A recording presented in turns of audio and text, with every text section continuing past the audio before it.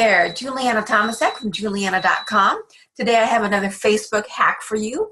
I'm going to show you how easy it is to post a picture on Facebook.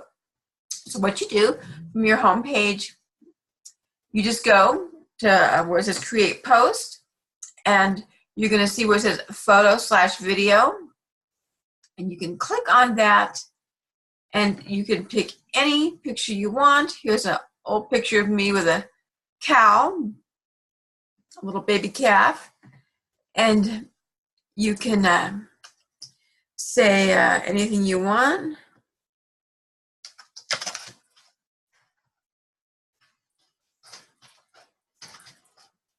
I'm going to say, don't have a cow, man.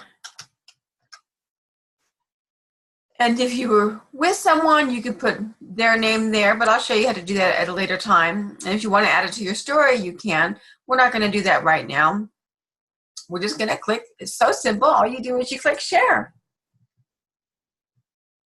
And there you go. And there is a picture of me and this baby cow. So make sure you subscribe for more Facebook hacks and fun things. And thank you for watching this video.